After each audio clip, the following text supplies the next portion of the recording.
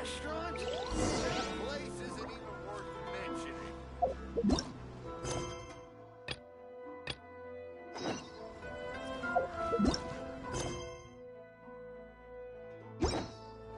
Ad Astra. Thank you for completing. Mistakes over and over again. Ad Astra.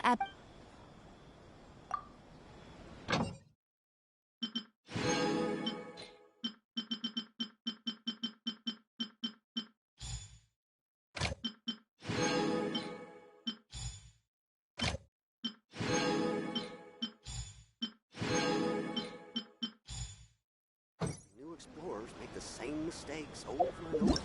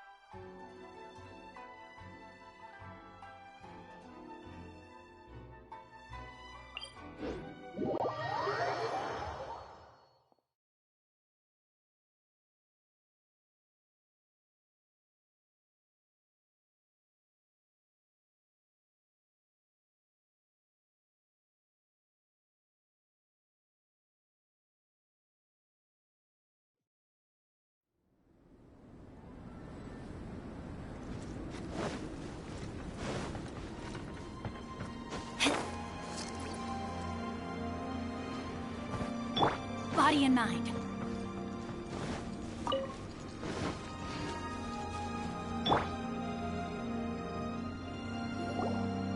Albedo! Traveler, Paimon. I suppose your story is ready. Yep. How about you? Do you need some more time? No need. I am also ready to tell my story. Paimon calls dibs! Paimon first! Please, go ahead. Okay, here goes. Once upon a time, there was an evil researcher who went into the mountains and did a crazy experiment on whopper flowers to transform their appearance. After a lot of pain and suffering, the whopper flowers finally took on a human form. Then they stood by the side of the mountain to wait for unsuspecting bypassers. To whoever spoke to them, they would ask them questions such as, "Who am I? Who are you?"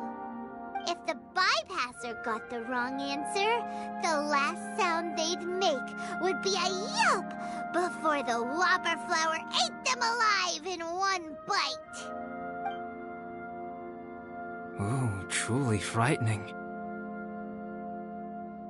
What the? You two aren't scared at all! Don't go nitpicking, okay? If you didn't like the story, go write your own!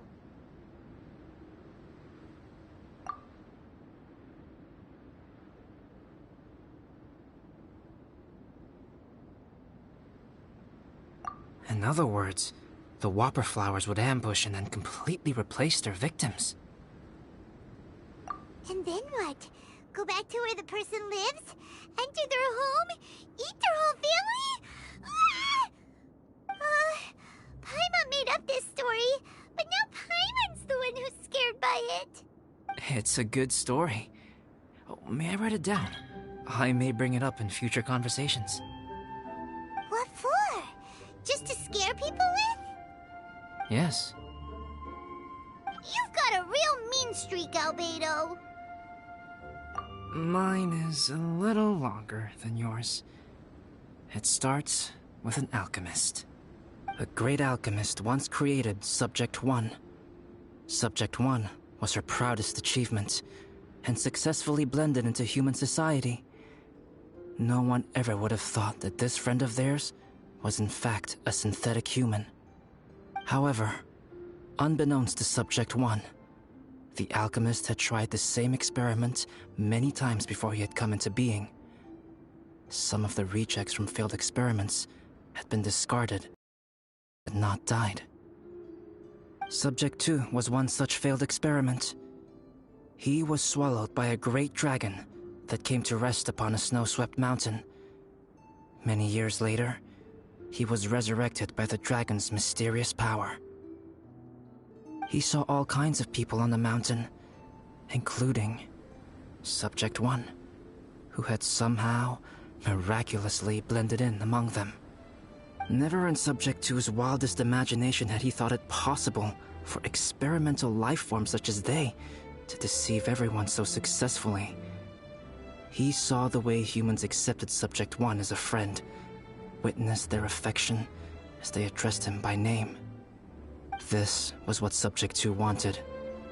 Now, all that Subject 2 desired was to replace Subject 1 and take the joy of his existence for himself.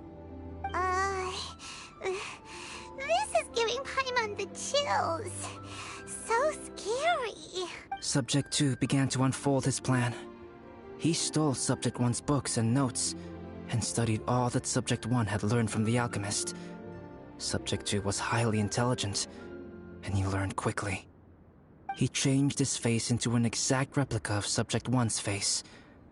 Then, he found a plant with mimicry capabilities, and transformed it using dragon blood and alchemy. And so, not only did Subject 2 transform his own appearance to perfectly match that of Subject 1, he also created a third entity, Subject 3. What?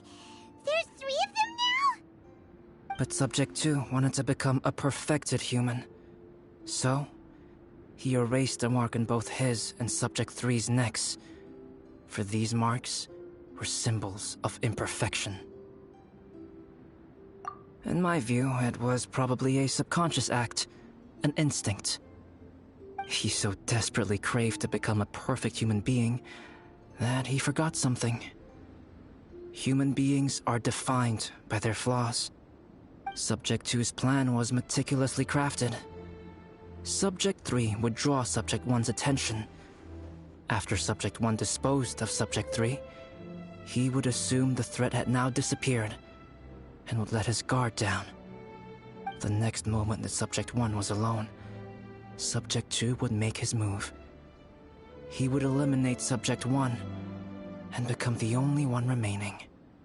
He would secretly replace the Subject 1 of everyone's memories and inherit his identity, residence, clothing, sword, name, and friends.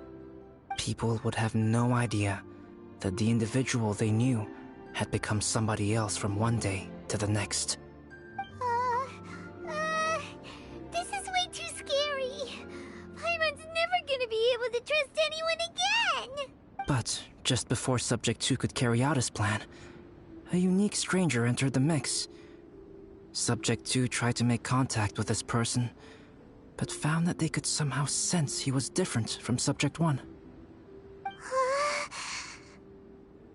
What's wrong? Are you scared? What happened then? What happened to the stranger? He became a new stage in Subject 2's plan. One more person that Subject 2 had to dispose of. It's as if there were 3 identical roses in a garden. Only one of the 3 was a fine specimen, while the other 2 were defective specimens that bore poisonous thorns. In all the world, only the gardener who tended to them could tell which was the good specimen. People do not like poisonous plants. Only a perfect rose can fetch a high price.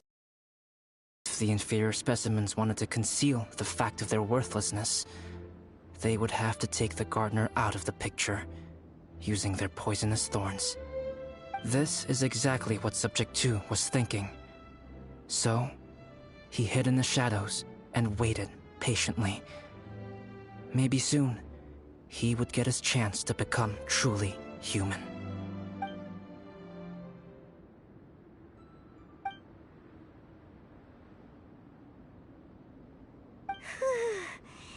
That was intense! So what happened after that? Did Subject 2's plan succeed? Paimon can't bear thinking about it! Fortunately, Meta is just a story. And even in this story, Subject 2 did not succeed. But you can never let your guard down on Dragonspine. Monsters mutated with Durin's power and blood are also creatures of Rhine-Daughter, just like me. You must beware of all such creatures. I'm glad to hear that. It's okay. I know what I am. You and I are both different, so there is no need for me to hide the truth from you. The only thing is that sometimes, when I think about how mighty the power of alchemy is, I feel so small. As beings who set foot in this world, how arrogant are we in desiring to control our destiny, and in desiring to create? Is creation an arrogant act, Traveler? If not, why do we call the ones that created us and control us gods? If it is, then what qualifies us to call ourselves creators? How far must we take our reverence and respect, and what purpose does it serve? Nothing special, but whenever I think about it, I feel a twinge of grief. Poor Albedo. Hello? Traveler, are you here? Hey, is that Amber? Thought we might find you here. We're here to deliver a message from Cyrus. There's gonna be a big event down at the base camp, and they want you there too, Traveler. Winter camp is nearing its end. Apparently, even provisional instructors are required to attend. Looks like we need to go, Albedo. Bye for now. Then I won't keep you. I have some things to attend to here, so forgive me for not seeing you down. Don't worry about it. There have been no issues getting up and down the mountain recently. Is everyone ready? Let's not keep them waiting.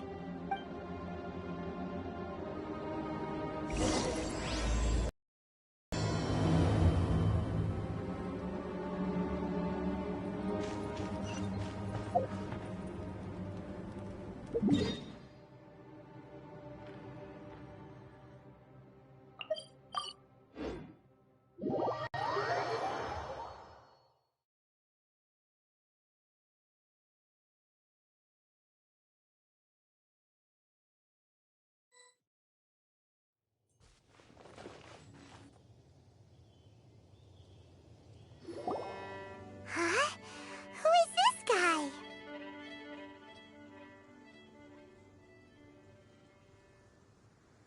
Allow me to introduce Yozerf. He's Joel's father. Dad, this is that traveler I was telling you about. The traveler's helped me out loads in the past, and this time we even built a snowman together. Joel has told me everything about you. I can't thank you enough. Wow, this is amazing! Wait a second. Why is Cyrus discreetly wiping tears away? And what is Pallid doing here? Pallid is the hero of the hour this time. Go on, Pallid. Tell us what happened in your own words.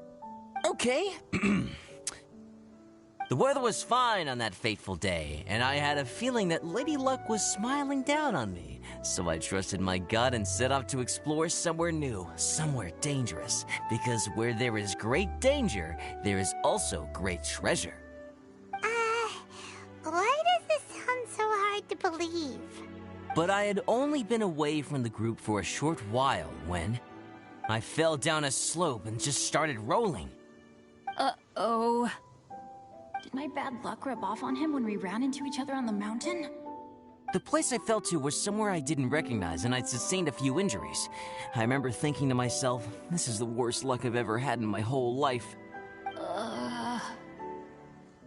Then I met Yoserv.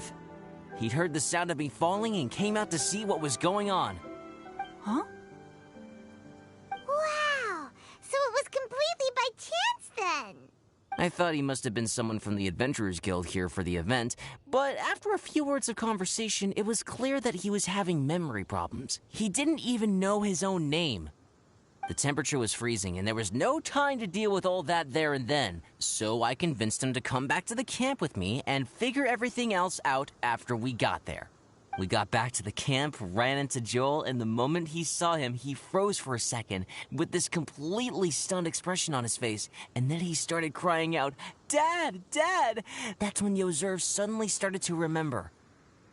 My memory has still not fully recovered, but Joel and his mother, they are the only ones that I will not, no, that I cannot forget.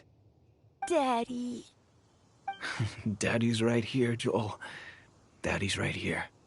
Yoserv, don't you remember anything else at all? The poor princess? Feeding the foxes? I'm sorry. I have no recollection. Maybe it's because of the head trauma. I'm not sure. I woke up and found myself covered in blood. My things were gone, and there was nothing to indicate who I was or how I got there. I crawled into a cave and settled in for a slow recovery. After my legs and feet were a little better, my hunting skills were what kept me alive. Dad, I was so worried about you. I'm all right now, Joel. Oh, don't cry. Daddy's not going anywhere. I'm here to stay. Oh, this is good. This is good. You know what, though? I definitely think my luck got worse after running into Benin on that mountain. I knew it. I just... No. I just meant if it weren't for you, there's no way I ever would have run into Yoserv on a mountain this huge. Besides, we got back safely, didn't we? So don't blame yourself. Maybe sometimes miracles can only happen when you get just unlucky enough. Ballad. When did you become such a smooth talker, huh? Huh? Am I? I was just telling the truth. Oh, yeah. I want to say thank you to the Traveler, Uncle Cyrus, Auntie Eula, and Auntie Amber. Thanks, everyone.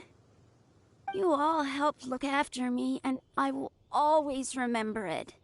But I guess I can't take the snowman with me, or it'll melt once it leaves Dragonspine.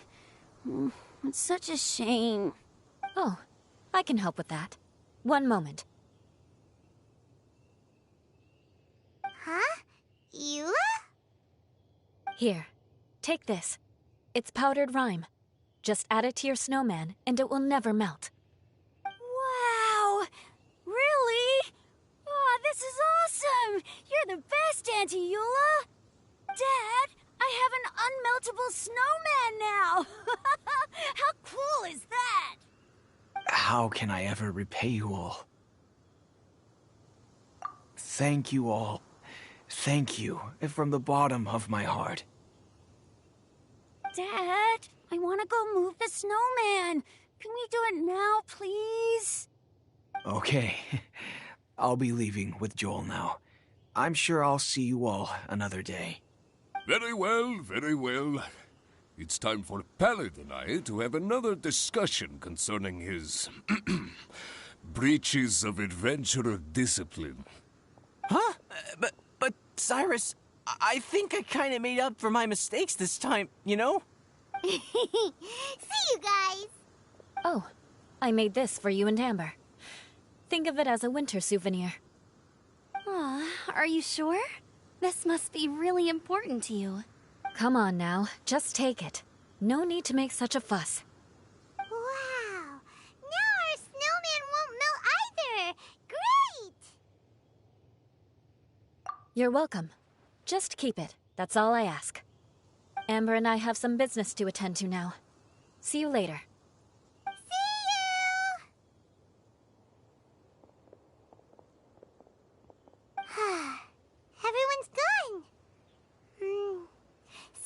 they've all got their own stuff to do now.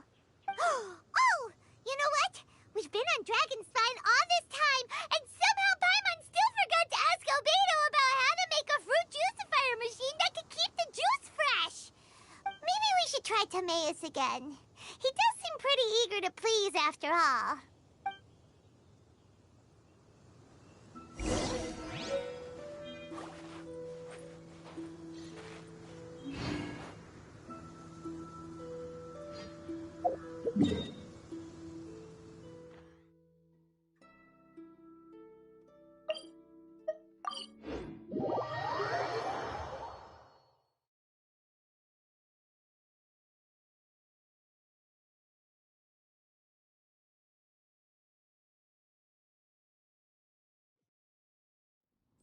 Visibility is excellent.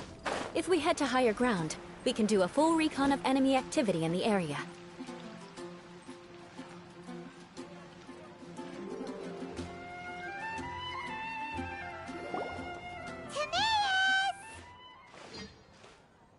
Traveler and Paimon, what can I do for you? Wait a minute. You've got that mischievous look on your face. Oh, you're not still thinking about that ridiculous juicer thing, are you? Timaeus, will you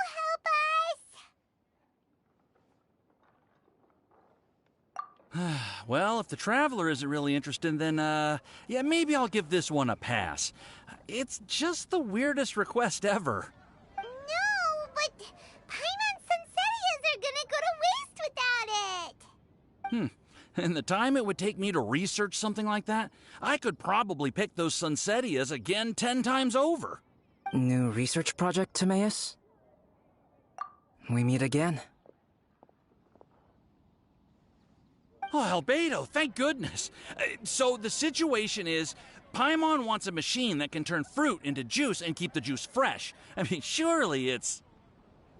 Majorly important, that's what it is. If you can manage to invent this, we'll never have to worry about fruit going bad ever again. That's impossible.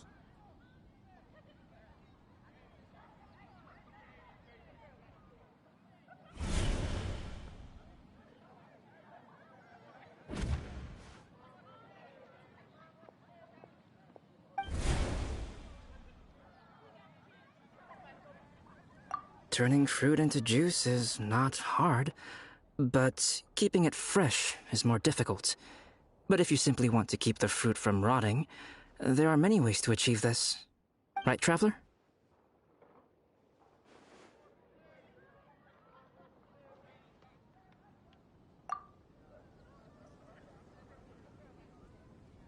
What about his neck? What's wrong? Is there something on my neck? From the look on your face, it's as if you thought I just played a practical joke on you that was in exceedingly poor taste. Albedo, you were saying, how do you stop fruit from going bad? Well, one way would be to bury your fruit on Dragonspine, where the snow never melts all year round. But then Paimon won't be able to eat them! You could always live on Dragonspine. No, too cold for Paimon. Or you can give the fruit to me, and I would take it to Dragonspine for you. But since you don't like the cold, you'd have to send someone else to pick them up when you want them. This is where you come in, Traveler. Suddenly sounds a lot more feasible with other people doing all the work. Okay then, shall we go with that idea? Fruit buried on Dragonspine will stay fresh for much longer. However, it is also possible that the fruit will sprout and grow into fruit trees. Who knows? Maybe the next time you visit, it will have grown into an orchard. You can water the trees, add fertilizer, and when they finally bear fruit, you will have some fresh Sunsettias. No way! Then Paimon will have to be a gardener. That's not the goal here. Oh? Well, I don't think being a gardener is so bad.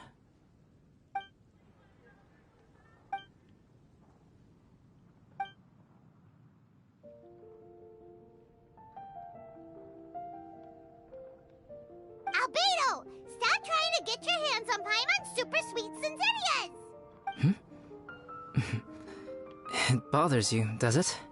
Of course it bothers Paimon. They are the rarest, super-duper sweetest Sunsetias ever. And they're not for you. Okay, but they're just Sunsetias. I think you're only so attached to them because you don't have much fruit of this quality in your possession. When someone's pockets are full and their spirit is fulfilled, they don't easily fall prey to this kind of yearning. Really?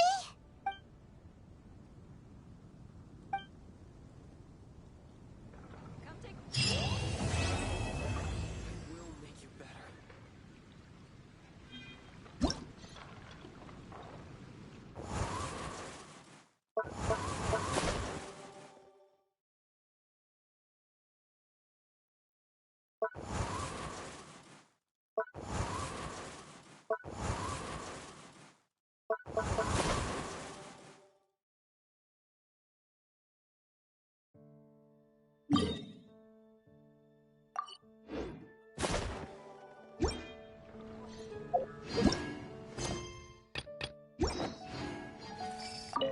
Dragonspine is too cold for ordinary fruit trees to survive.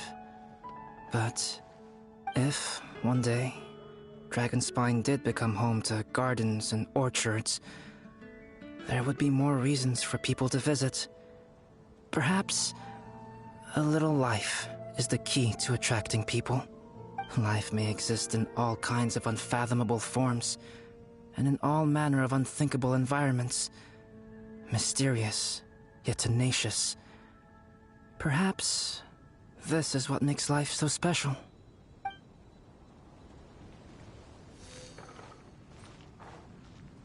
It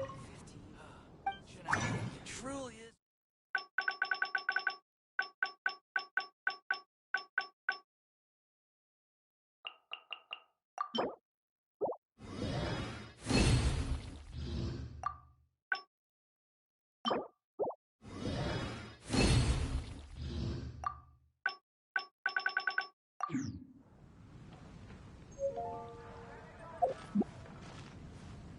Ancient alchemy truly is fat.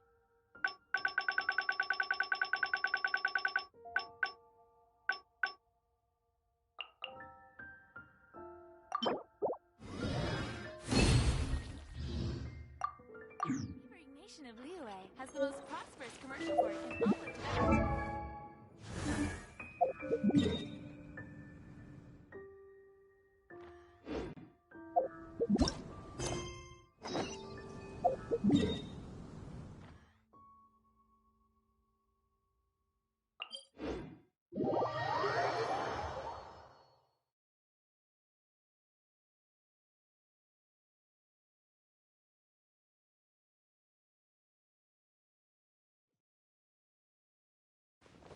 More speed.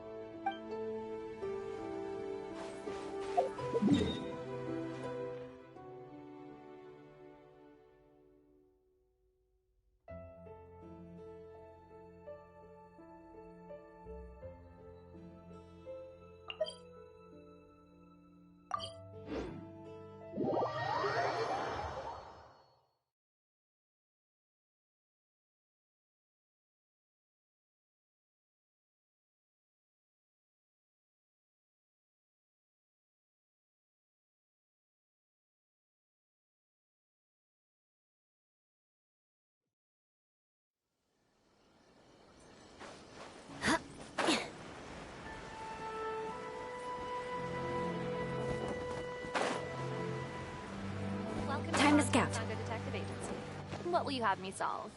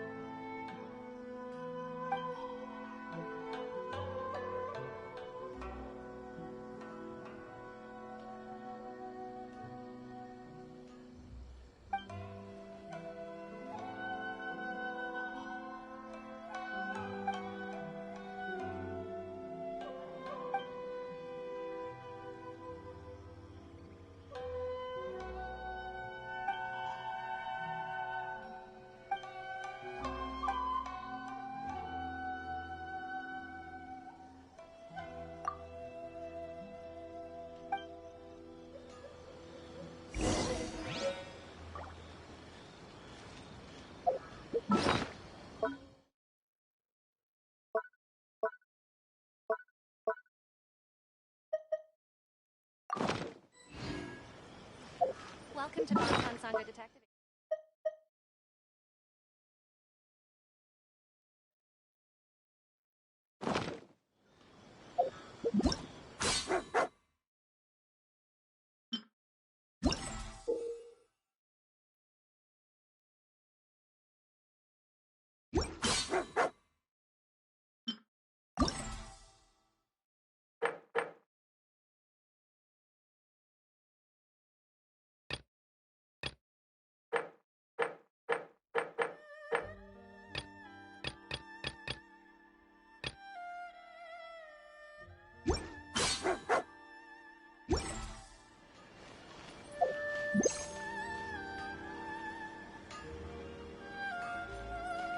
How can I improve my culinary skills?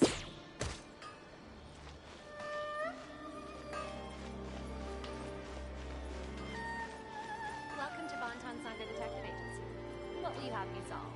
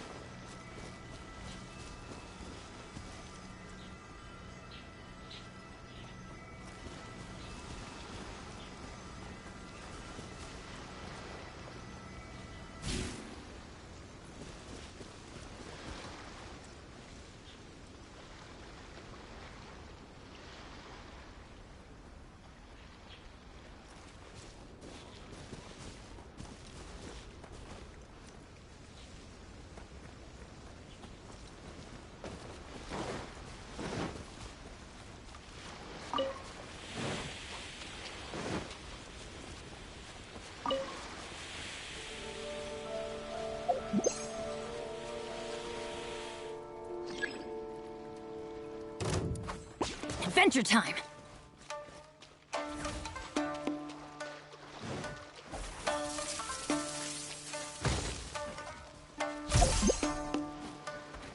Off we go! Let's light it up! Yeah!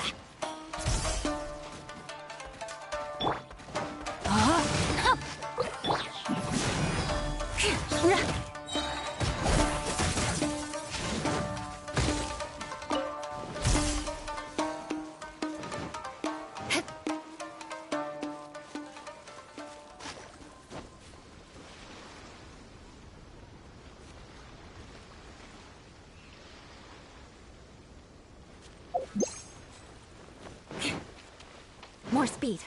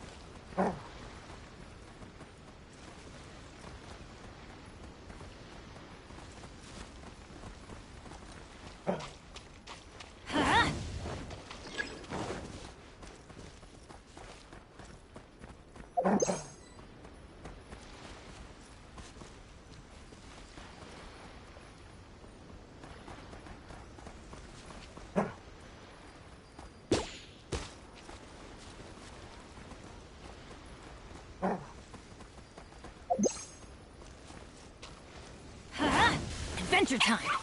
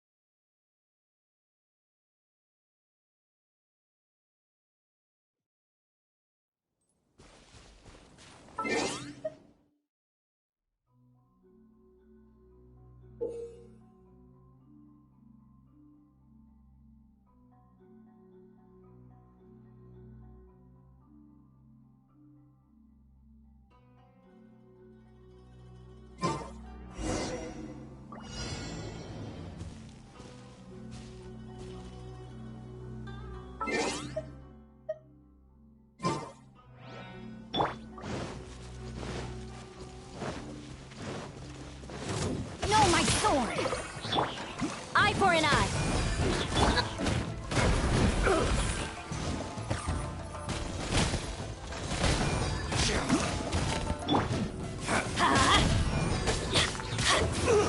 It doesn't hurt. Let's get down to business. Shut her! Give up! Try Barry. Teamwork is dreamwork. Beg for mercy. Crush! It's nothing.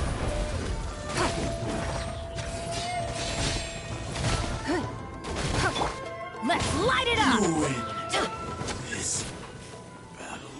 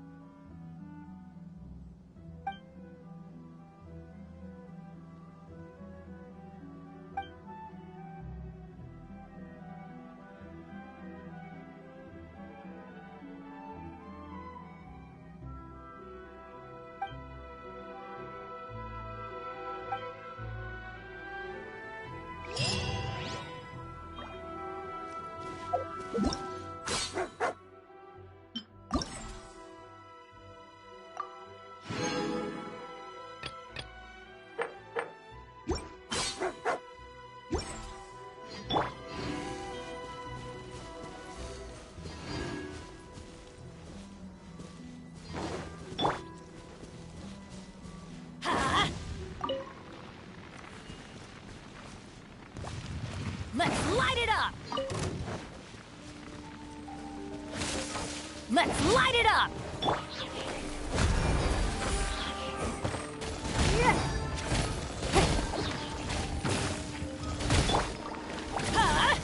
Out of the way! Off we go! Out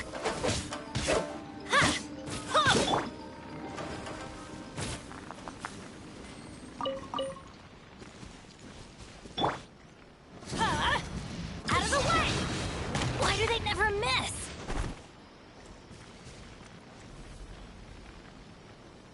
Adventure time! Let's light it up! Adventure time!